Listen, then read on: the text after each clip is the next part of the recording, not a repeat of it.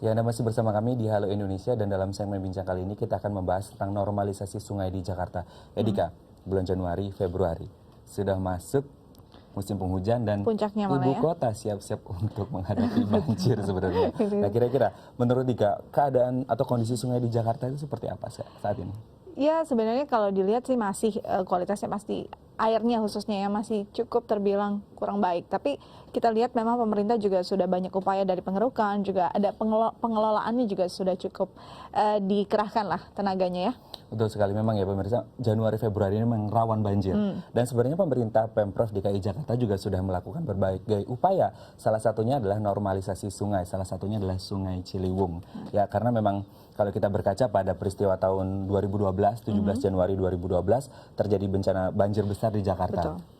Dan kalau kita lihat, memang harus ada banyak upaya yang dilakukan oleh pemerintah untuk mengatasi hal itu. Nah, untuk mengetahui lebih lanjut bagaimana kemudian proses daripada normalisasi Sungai Ciliwung yang ada di Jakarta, telah hadir bersama kami di studio Halo Indonesia, Bapak Tuku Iskandar, selaku Kepala Balai Besar Wilayah Sungai Ciliwung Cisadane. Namun sebelum kita berbincang dengan beliau, kita saksikan dulu tayangan berikut.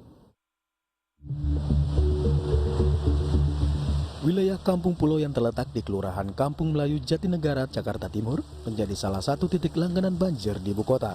Secara geografis, kawasan Kampung Pulo yang dihuni lebih dari 3.000 kepala keluarga ini dikelilingi oleh Sungai Ciliwung sepanjang 1,9 km yang membatasi Kampung Pulo dengan Bukit Duri Tanjakan.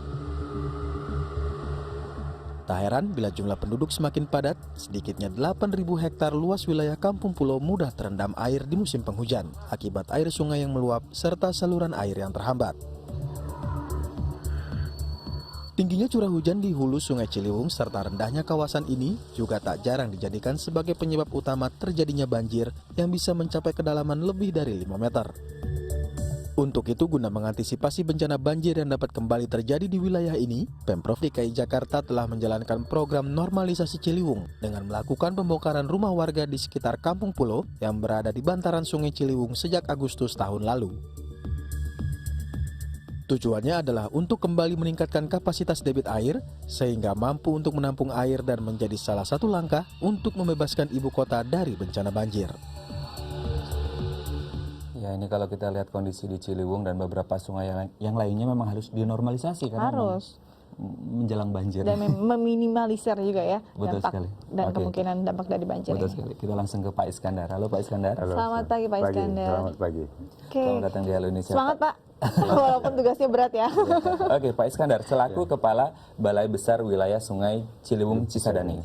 Kemudian apa saja sebenarnya tugas fundamental dari BBWSCC ini dan kondisi sungai yang ada di Jakarta ini sekarang seperti apa? Ya, mungkin pertama saya ingin menyampaikan tugas wilayah kerja dari Balai Besar Wilayah Sungai Ciliwung Cisadane adalah dua sungai besar yang ada di Jakarta adalah salah satunya Ciliwung dan yang di berbatasan Jakarta di daerah Tangerang itu adalah Cisadane.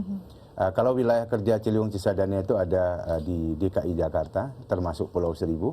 Terus di Jawa Barat, Provinsi Jawa Barat ada 5 kabupaten kota, mulai Bekasi, Kota Bekasi, Bogor, Depok, dan Kabupaten Bogor.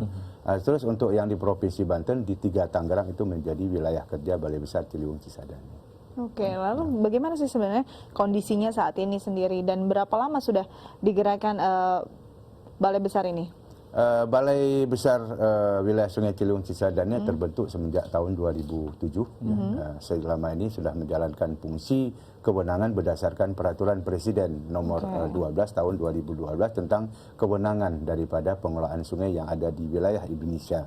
Jadi Ciliwung Cisadane itu ada 2 sungai besar yang menjadi bahagian daripada fungsi kewenangan pengelolaan yang diberikan kepada Balai Besar Ciliwung Cisadane. Oke, berarti dari tahun 2007 ya sudah mulai bekerja ya Pak ya?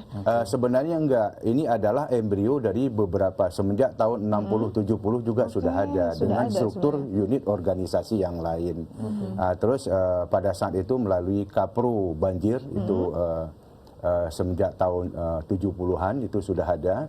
Terus ditindaklanjuti oleh pada saat itu proyek induk dan pada saat penataan struktur organisasi yang lebih ideal di 2007 diterbitkannya satu aturan bahwa pengelolaan kegiatan itu harus berupa kegiatan yang sifatnya permanen. Itu istilahnya seperti balai-balai yang ada di 34 provinsi di Indonesia, itu ada 33 balai, itu adalah unit mandiri di bawah Kementerian Pekerjaan Umum, di dalam hal ini Direktorat Jenderal Sumber Daya Air. Oke, ini kalau kita berbicara tentang normalisasi Pak Iskandar, kemudian kalau tidak salah, proyek normalisasi ini bisa dilakukan memang sebelum musim hujan.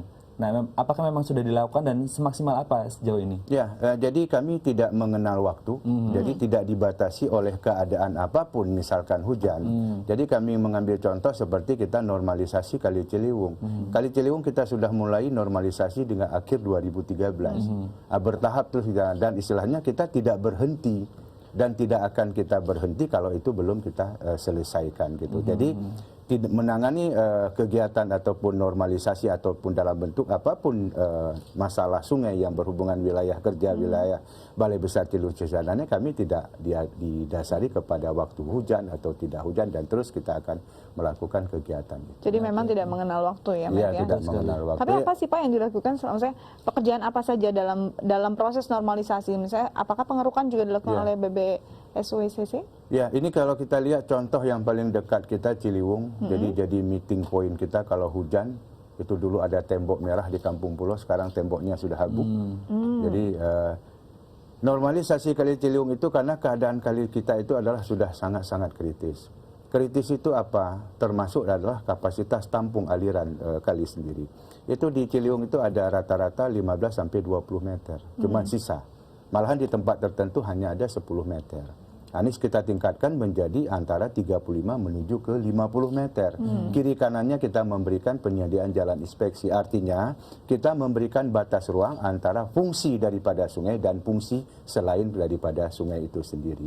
Kegiatan itu apa yang kita lakukan? Melakukan pelebaran, membuat dinding yang supaya stabilitasnya baik, dan memberikan ruang jalan inspeksi sebagai batasan antara ruang kebutuhan sungai dan bukan sungai.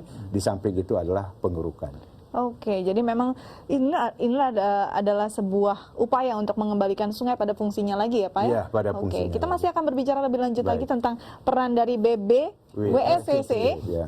Namun setelah jeda berikut ya, tetap bersama kami di Halo Indonesia.